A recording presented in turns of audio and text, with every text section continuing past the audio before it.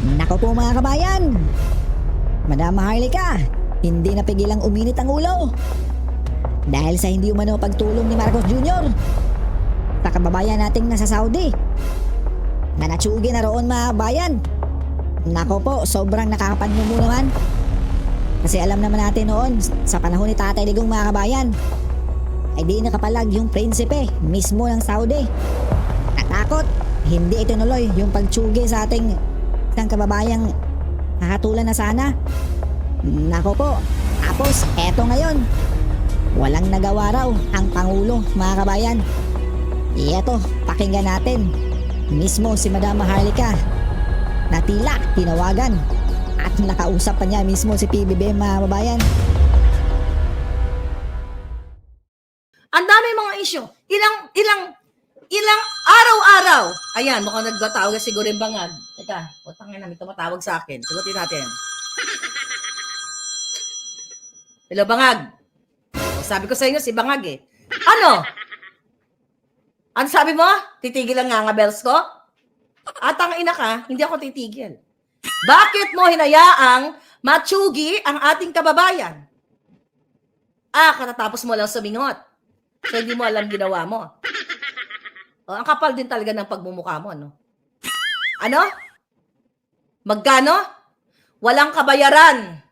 Walang kabayaran ang aking pakikipaglaban at hindi mo matatakasan ang iyong kasamaan kasama ang iyong pamilyang bangag. Ang kapal ng pagmumukha mo. Nakuha mo pang tumawag. Okay. So kasama mo yung mga media. Salaw. Magkano binigay mong payola? Okay. Sinalaksakan mo yung Kipayla Boom? Walang kapatawaran ang ginagawa mong hinayupa ka. Hindi ko re-retract yun. Julol ka ba? Alin? Yung authenticated na bangag ka? Alam ng taong bayan na bangag ka! Alam ng taong bayan na ikaw ay salot sa lipunang ito. Wala kang jetlog. Ito, may hello, bangag, diyan ka lang. Babasahin ko lang to. Sabi ni Nat, wala ka daw jetlog. Sumisinghot. Sumisinghot ka ngayon. Ilang gramo sininghot mo? 1 to sawa. Yung friend ko, si Cathy B. Okay. Ayaw mong kasuhan kasi natatakot ka. Ayaw mong kasuhan si Cathy B. Nanginginig yung itlog mo. Okay? Talagang manginig ka doon. Dahil si Cathy B, hindi ka uurungan nun. Hindi kayo uurungan nun dahil kakampi na taong bayan. Magkano? Sasaksak namin yan sa ngangabels nyo lahat.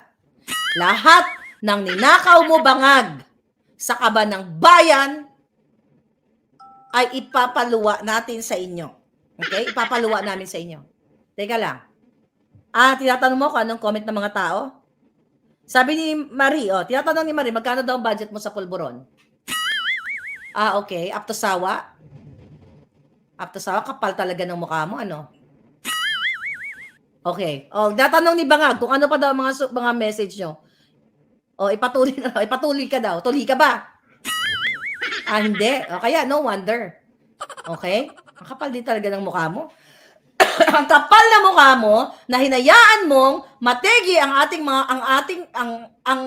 kababayan ko diyan sa Saudi. Wala kayong pakialam. Dahil gusto nyong hawakan ang buong Pilipinas. At wala kayong pakialam dahil hawak nyo na ang buong what? NBI? PNP? Alam naman namin yon. Alam namin, okay, kung gaano kayo kasama, pero hindi kayo magtatagal.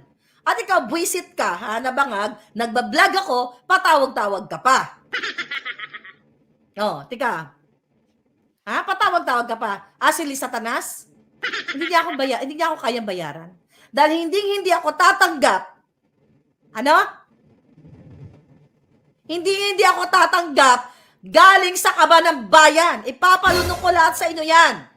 Sabi ko sa'yo, wag mo ako tinatawag-tawagan kapag nagbablog ako. Pero sige, pagbibigyan ka ng time. Ang kapal kapal ng mukha mo. Sabi ni Ans, animal kang bangag ka. Oh, sabi ni ni Casey, jutang ginina mo daw. Buha ka ng ginimis ka daw. Okay?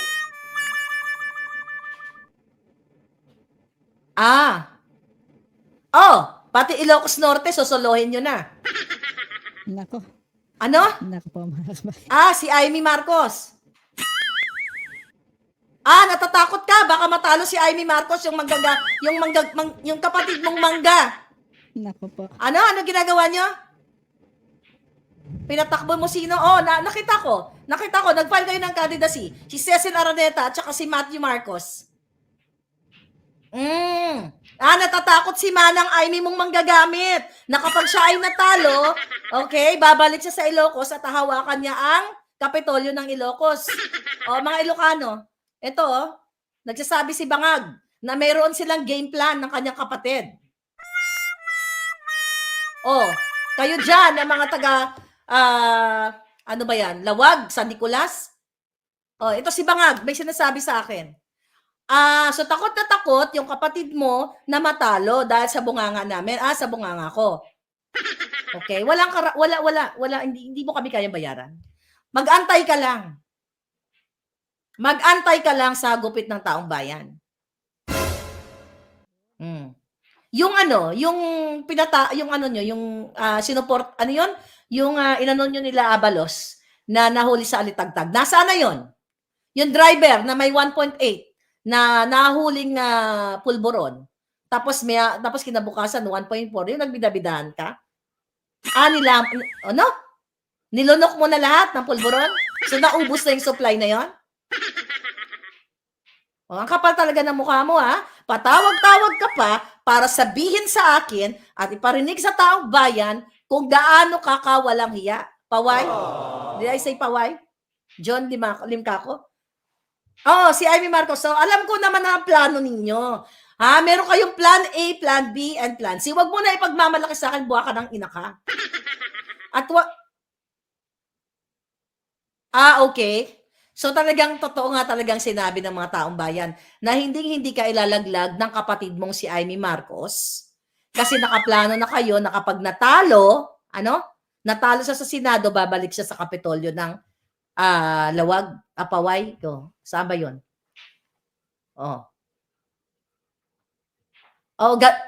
Wala. Yes, alam namin ganid ka. Alam namin punyeta ka. Wag kang aapi-api, labwisit ka. Alam namin. Yung sa Bureau of Customs. Si Michael Ma. Tatawa-tawa ka pa. Na in-appoint mo. Na hanggang ngayon, special envoy to China, wala kang pakialam, Bangag. Wala kang mukhang maipagmamalaki. Yang duran-duran na yan. Nag-enjoy ka. What? Ilang gramo? Shit. Isang garapon ang tinira mo during Duran-Duran? Garapon talaga. Alam namin na favorite mo ang pulburon. Kaya sa susunod, punyeta ka, sa susunod ay patatansikin ka na namin dyan. Mag-antay-antay ka lang. Akala ninyo, bisig-bisig kayo sa halalan ngayon, ha? Nilalaro nyo lahat ng magpamilya para manatili kayo sa pwesto. At binabayaran nyo lahat ng mga yes dahil sa ayuda. Sabi niya, mga kababayan, mga palangga, wala na daw paggawa ang Pilipino. Kasi hawak ninyo. Hawak nyo sa liig kasi nababayaran nyo ang lahat. Alam namin yan. Pero darating ang panahon, narating ang panahon kayo ni Lisa Tanas, pagbabayaran kayo ng taong bayan, 10 na mga angka ninyo, mga kawatan. Bye! Reset. Anyway, mga palangga. Ano na? Imagine mo? Patawag-tawag pang hinayupak? Anyway, sabi ni Ellen ba, kinuha lang yung exact location. Reset. Pero sa totoo lang, mga palangga, seriously speaking, nakakagalit, alright? Nakakagalit ang ginagawa ng gobyernong ito. Kahapon, okay? Kahapon, pero kahapon ko lang napanood. Imagine mo, May pa ba yan sila nag-start? Diyan kay Alice, ano na yan, yung tungkol sa Pogo na yan. Alright? I'll talk about that. Napanood ko yung part ng sinasabi sabi ni Melvin, ang Diyos sisingil dyan, madam. Nagpunta na yan sa Dubai, tapos bumalik pa doon si Lisa Tanas, ang lapit na nila doon. Exactly. Diba? Pumunta si Lisa Tanas doon. Diba? Anyway, mga palangga. Balik tayo dito. Kung tingnan niyo kung paano nila pagtakpan. Okay? Kung paano nila pagtakpan ang mga issue. Yung Alice Go na yan, issue na yan, yung Pogo na yan, mga kababayan, at doon, naghiring-hiring na naman, ito, Senator Bato, bigyan ka ng laban. Doon sa hearing na yon, sinasabi ni Senator Bato na mayroong taga-Malacanang na nag-utos dito kay Mary Ann Maslog na kung saan nag-facilitate, na tumulong o binisita si Alice Go doon sa Indonesia. Mahaba yung chika na, but hindi natin pag-uusapan yung detalye. May isang Mary Ann Maslog na namatay na noong 1993 ba? In the 90s, na involved sa textbook scam during that time, panahon ng Estrada time. Okay? So ngayon, nagpapalit yata ng mukha, nagpa-retalk or something, para matakasan niya yung issue na yon, ay declare niya sa kanyang abogado na nategi siya. So from Mary Ann Maslog, naging Jessica Francisco siya, napadpad siya based sa mga available online na balita. Pumunta siya ng Amerika, nagkaroon siya ng jowa na Mr. Smith, nagpapalit ng mukha, nagpapalit ng pangalan, bumalik sa Pilipinas at ngayon, ayan, sangkot daw dyan sa pagkipag-usap kay Alice Go para konbensihin, ayon kay Senator Bato, konbensihin si Alice Go na pumirma ng affidavit na idamay si Duterte, si Bato, si Bongo, at yung isang general na kasabwat sa Pogo. Maganda na sana ang ginawa mo, Senator Bato. Nasabi mo, I will pin you down. Diba? Sabi niya, alam ko, may A1 information ako, My God, mga palangga. May A1 information ka, Senator Bato, na kayo ay idadamay o dinadawit sa galing sa A1 information mo sa Malacanang. So bakit hindi mo pigain na ipatawag kung sino ang nagbigay ng impormasyon sa iyo na inuutusan itong si Maslog para kayo ay idawit, 'di ba? Kayo na pangalan ni kasama si Pangulong Duterte. Kaya nga Senator Bato, Pwede. Ito na lang. Okay, sabi kasi ng mga palangga, straight PDP laban o lahat ng itaas ng mga kamay ni Pangulong Duterte. Wala naman yan Bato, may chance ka pa. This is my challenge to you. Nakita mo to mga palangga ko? Ang dami kami. Kami ang nagpanalo sa iyo in 2019. Kung ituloy mo ang PIDEA leaks, ipatawag mo si Kumar, ipatawag mo si Lisa Tanas, at pati yung sinasabi mong A1 information na sinasabi mo na may umutos kay Maslog, maaaring iboto ka ng taong bayan. Kung makita namin na ikaw ay mayroong balls. Okay? Baka tumawag ulit si Bangag pag narinig na to. Ngayon, mga palangga. Okay? So ngayon, alam na ni Bato, sinabi niya, maano ka na lang namin, mabuboto ka namin, itutulungan ka ng Pilipino kung maninindigan ka. Kasi ang siga-siga mo doon, ang yabang-yabang mo doon na talagang maganda naman yun kung nagsisinungaling, yun nga, pinake niya yung death niya. Alam mo na mayroong A1 information ka sa Malacanang. Di ba? So bakit, ayan, takot daw si Bato sabi, bakit dami pa rin pasikot-sikot? Alam namin na yung Pogo hearing na yan ay pang-cover up. Okay? Pang-cover up, mga palangga.